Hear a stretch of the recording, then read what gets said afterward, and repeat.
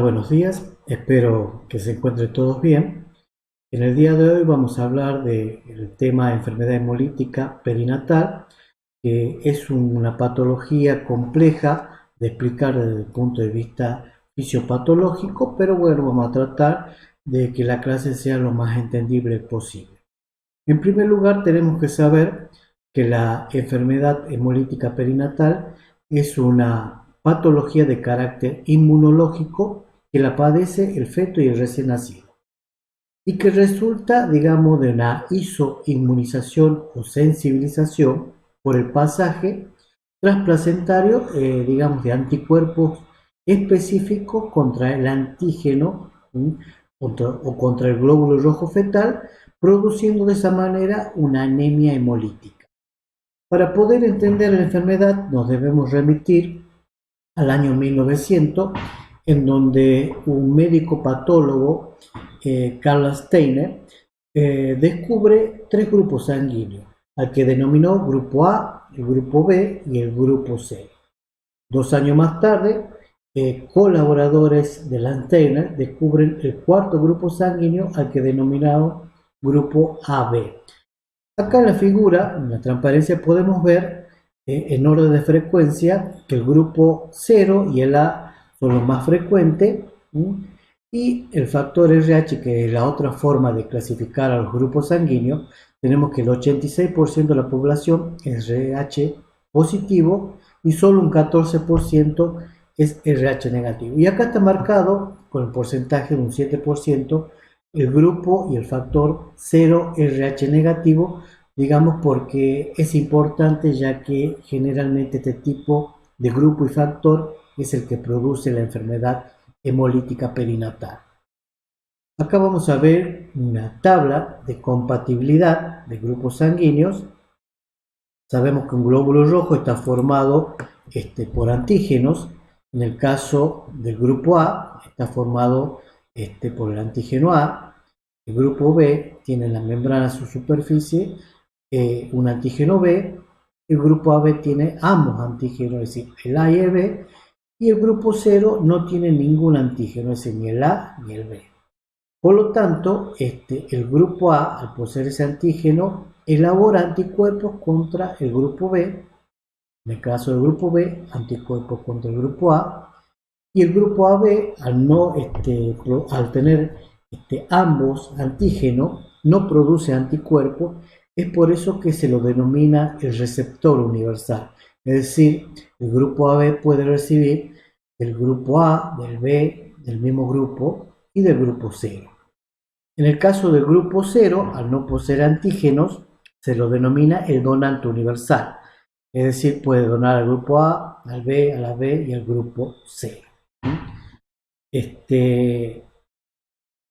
La otra gran clasificación, tenemos el factor RH. En el año 1900 decíamos que se había descubierto los grupos sanguíneos y 40 años más tarde se descubre el factor RH. El factor RH o antígeno D, ¿sí?, es una proteína que se encuentra presente en los glóbulos rojos y presenta diferentes tipos de antígenos. Tiene 5 antígenos, como vemos acá: el C, el D y el E, en donde el antígeno dominante, que tiene mayor poder antigénico, es el antígeno D, por eso está marcado. Por lo tanto, los individuos que poseen ese antígeno D se lo denomina o se los llama como RH positivo, y los que carecen de ese antígeno, RH negativo. Entonces quedaría de esta manera que el factor puede ser RH positivo, que habíamos dicho que está en un 86% de la población, o RH negativo. Bueno, explicado esto, creo que estamos en condiciones de ahora comenzar a hablar de la enfermedad hemolítica. La enfermedad hemolítica se debe, como les decía, a una incompatibilidad que puede ser de grupo y de factor. La incompatibilidad de grupo es cuando la madre es grupo 0 y su hijo, el feto, ha heredado, ¿sí?, el grupo paterno, ya sea A o B. Generalmente estos antígenos, tanto el A y el B, se encuentran en la mayoría de los tejidos del organismo, Es por eso que generalmente la incompatibilidad de grupo no desarrolla la enfermedad hemolítica, o si la desarrolla, digamos que las manifestaciones clínicas son mínimas. El que produce la enfermedad hemolítica es justamente la incompatibilidad al factor RH. Y esto ocurre cuando la madre es factor RH negativo y el padre o la pareja de la mujer es RH positivo. A eso lo denominamos una incompatibilidad matrimonial.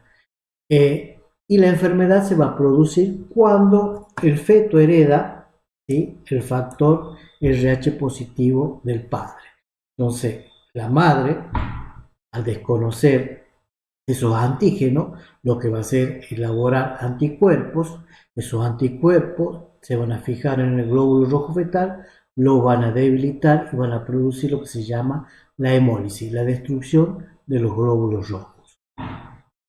¿Cuándo puede ocurrir, digamos, la sensibilización? Puede ocurrir durante el embarazo, pero es poco probable porque generalmente no se produce un pasaje de sangre, digamos, del feto a la madre, salvo que se trate de un embarazo en donde haya una serie de complicaciones, como es el caso de la placenta previa, que ya vimos el tema, que era un sangrado, el desprendimiento placentario, cuando existe un tipo de trauma o un procedimiento invasivo, como es el caso de la amniocentesis, que es la punción de la pared abdominal que tiene como finalidad la extracción de pequeñas cantidades de líquido amniótico para su evaluación. Entonces puede ocurrir durante el embarazo, es poco frecuente, pero puede ocurrir.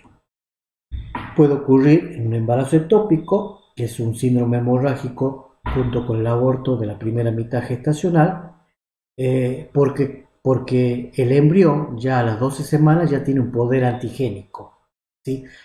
Puede desarrollar la propiedad de desarrollar antígenos y por lo tanto una respuesta materna, la formación de anticuerpos. Las transfusiones sanguíneas es poco probable porque ahora, bueno, digamos, con la tipificación de los grupos y factor, son, digamos, improbable que ocurra, digamos, la transfusión con sangres que no son compatibles. Y en donde ocurre con mayor frecuencia la sensibilización es un parto, sobre todo cuando hay una, digamos, una policistolia, es decir, cuando las contracciones son muy seguidas o cuando hay una hipertonía o un desprendimiento placentario, y donde ocurre con mayor frecuencia la sensibilización es en el alumbramiento, digamos, porque allí es donde se produce el mayor pasaje de sangre desde la placenta a la madre. Es por eso que nosotros, ante la atención de un parto de una mamá con RH negativo, no esperamos al nacer el bebé que deje de latir los cordones para recién pinzarlo, sino que el pinzamiento y el corte del cordón se realiza de manera inmediata.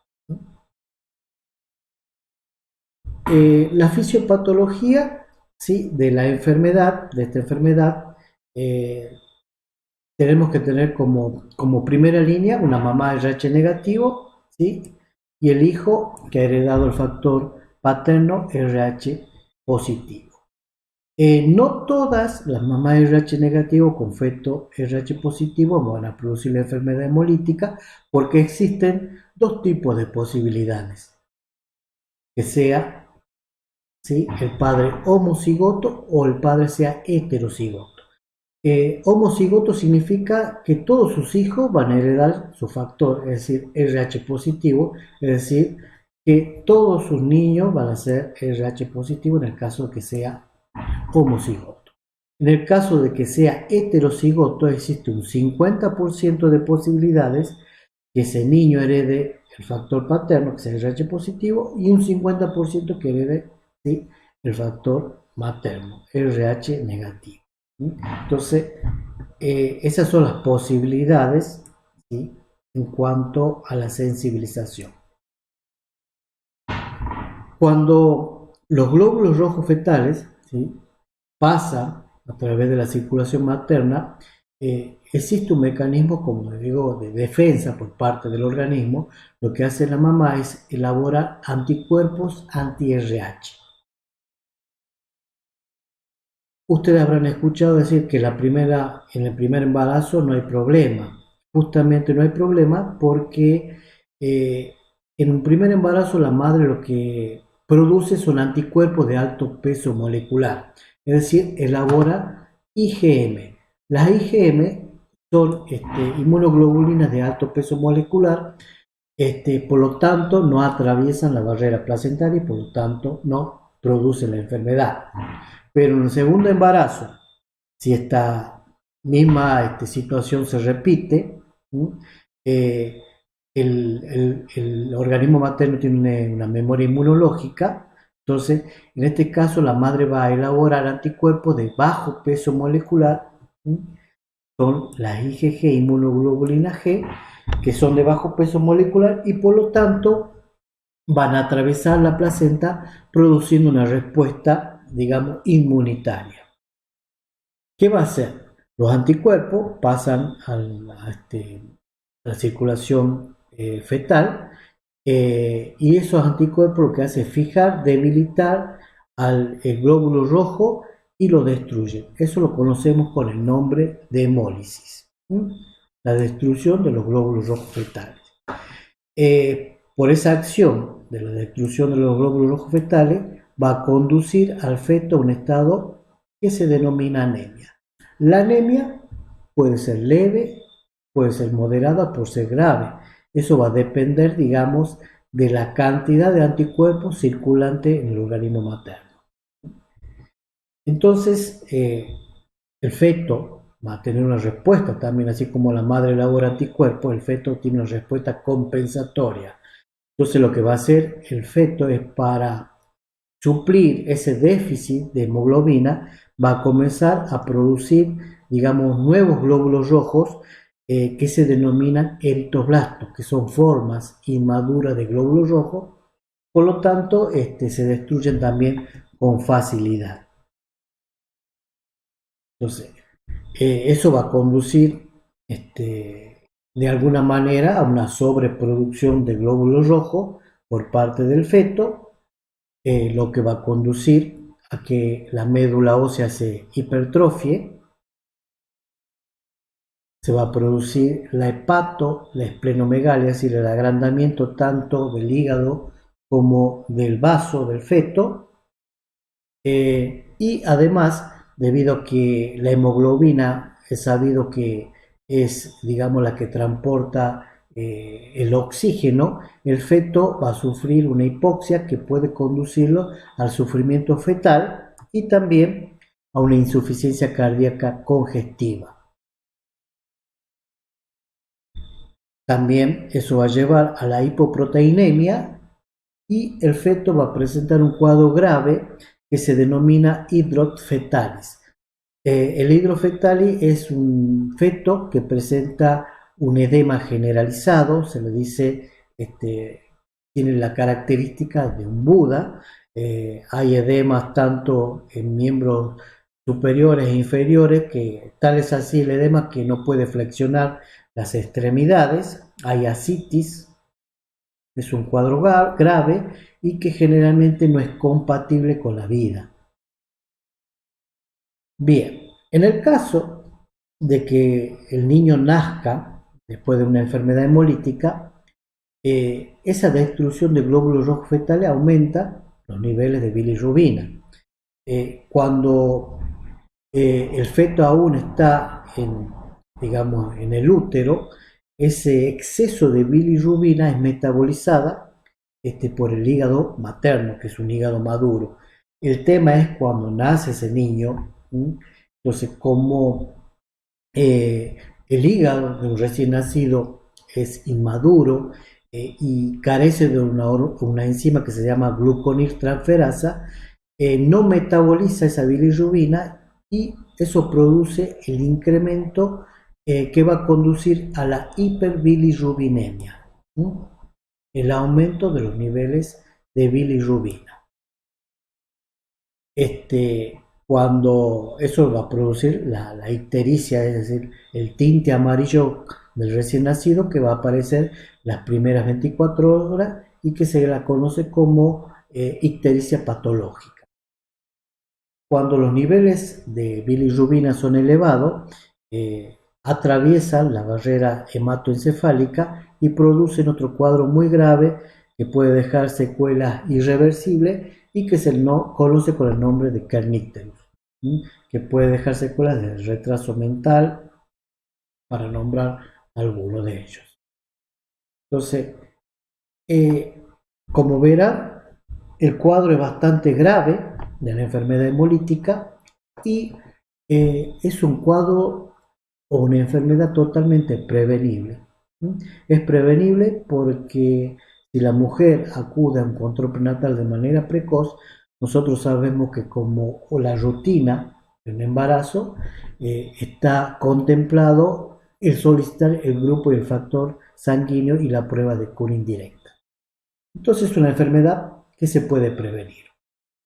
Entonces, en un primer control, como les decía, a toda embarazada le vamos a solicitar el grupo y el factor sanguíneo. Hagamos de cuenta que esa mujer no acudió nunca al control prenatal, que llega el momento del parto, entonces llega el momento del alta. O sea, nunca se debe dar de alta a una mujer sin antes haber solicitado y tener la certeza del grupo y el factor sanguíneo. Es un requisito para el alta de la mujer. El grupo y el factor sanguíneo, en el caso de que sea una embarazo controlada, lo pedimos por primera vez y es suficiente en el primer control prenatal. En el caso de que la madre, ¿sí?, en ese control es RH negativo, vamos a investigar el grupo y el factor del marido. En el caso de que el grupo y el factor del marido sea positivo, entonces acá tenemos la mujer RH negativo, el marido RH positivo, a eso lo denominamos incompatibilidad matrimonial. Y existía, como expliqué anteriormente, si es homocigoto o heterocigoto, la posibilidad de que herede un 50% de posibilidad del factor RH positivo o el 100% ¿sí?, el factor RH positivo. En esa mamá que es RH negativa, vamos a pedir a partir de las 26 semanas y cada 30 días, es decir, todos los meses, una prueba de Kuhn indirecta. La prueba de Kuhn indirecta sirve para investigar la presencia, ¿sí?, de anticuerpos en el suero materno. Por lo tanto, una prueba de Kuhn indirecta tiene que ser negativa, es decir, no se tiene que dosar anticuerpos en el suero materno. Entonces ahí está la prueba de Kuhn indirecta, que es lo que estudia la presencia de anticuerpos en el suero materno. Y la prueba de Kuhn directa estudia la presencia de anticuerpos en los eritrocitos, en el caso ya del recién nacido o del neonato. Entonces, esto es importante que sepa que la Kuhn indirecta se realiza en la embarazada y la Kuhn directa se realiza en el recién nacido.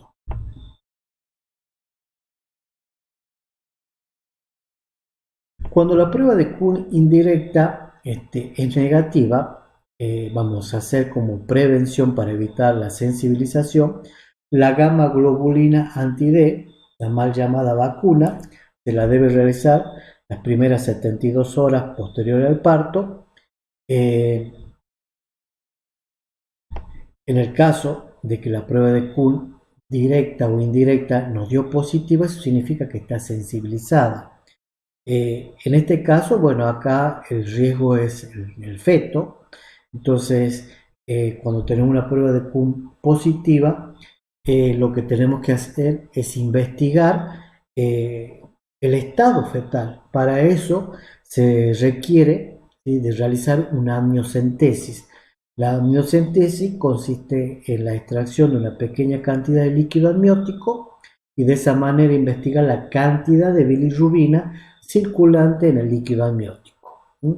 Esta prueba sirve para ver el pronóstico y la conducta. En el caso de que haya sido negativo, como digo, la prueba de Kuhn indirecta, la prueba de Kuhn directa negativa, La profilaxis consiste en la administración de gamma globulina hiperinmune anti-D hasta las 72 horas después del parto. Con eso vamos a prevenir la enfermedad hemolítica. Esto también lo vamos a hacer en el caso de una mamá RH negativa que ha tenido un aborto, porque no sabemos la condición y el factor del producto abortado. ¿Cuáles son los controles y los cuidados generales que tenemos que tener presente? Está de más decirlo nuevamente que es importantísimo el control que sea precoz. Justamente en el primer control lo que vamos a solicitar como rutina del laboratorio es el grupo y el factor sanguíneo. La prueba de Kuhn indirecta vamos a solicitar también, la cual tiene que ser negativa. En el caso de que la madre sea RH negativa, la prueba de Kuhn indirecta negativa, es importante la evaluación de la vitalidad fetal mediante la ecografía. La vitalidad fetal, recuerden que se puede evaluar mediante el control de los movimientos fetales, de los latidos cardíacos fetales, de la ecografía para ver la maduración de la placenta, la cantidad de líquido amniótico, y en el caso de ser un feto de más de 32 semanas, la evaluación se hace a través de una sigla que se llama NST, que significa T sin estrés. Entonces el test sin estrés lo que va a evaluar es la actividad cardíaca que está en relación directa con los movimientos fetales, y que puede ser NST reactivo cuando está bien o no reactivo. Es el monitoreo fetal. Vamos a evaluar el crecimiento fetal a través del control prenatal. Ya explicamos que el crecimiento fetal se hace a través de la evaluación de la altura uterina y a través también de la ecografía, en donde vamos a valorar la biometría. La biometría fetal, que consiste en la medición, por ejemplo, del diámetro biparietal, de la longitud del fémur, de la circunferencia del abdomen, de la cantidad de líquido amniótico, de la maduración placentaria. En el caso de que sea una mamá RH negativa con prueba de Kuhn indirecta positiva, como le decía, una manera de evaluar el estado del feto y de esa manera decidir la conducta que vamos a tomar, como así también el pronóstico del feto, preparar para el estudio, que es un estudio invasivo y que se denomina amniocentesis. Es importante en el control de un periodo dilatante, una mamá RH negativa, evitar el uso de oxitocina o el uso indiscriminado de oxitocina, porque eso es lo que va a provocar que aumente la frecuencia de las contracciones, puede aumentar el tono, y son factores que van a actuar negativamente. También se debe evitar la rotura, digamos, precoz de las bolsas de las aguas. Y otro de los cuidados también que tenemos que tener presente, una vez nacido el niño, debemos realizar la ligadura y el corte inmediato del cordón, y se va a tomar 2 muestras de sangre para realizar la tipificación del grupo y el factor, la prueba de Kuhn, la bilirrubina directa e indirecta y la bilirrubina total. En toda mamá RH negativa, con prueba de Kuhn indirecta negativa y con prueba de Kuhn directa negativa, se debe administrar la gamma globulina. Se va a hacer un control del recién nacido, sobre todo las primeras 24 horas, teniendo en cuenta las pautas de alarma, por ejemplo, la coloración ictérica. ¿Cuáles son las situaciones en donde no es necesaria la administración de la gamma globulina? Pregunta de examen final. ¿Cuándo no vamos a administrar la gamma globulina? Que era para evitar la sensibilización. Por ejemplo, cuando la madre es RH negativo y está sensibilizada. No vamos a poner la vacuna porque no tiene sentido. Además, la gamma globulina es muy cara. Está en el orden de los 4.000 pesos. en una mamá RH negativa y sensibilizada, no tiene ninguna utilidad. En el caso de que sea la madre RH positivo, tampoco es necesario. Madre RH negativo con hijo RH negativo, madre RH negativo con hijo RH positivo, pero con prueba de Kuhn directa positiva. Madre RH negativa con su marido, su pareja también que es RH negativo, tampoco va a ser necesario. Y bueno, y con eso damos por finalizado este tema. Espero que le hayan entendido. De todas maneras, a horas 13 voy a estar presente a través de la videollamada para todas las consultas que puedan tener. Buenos días.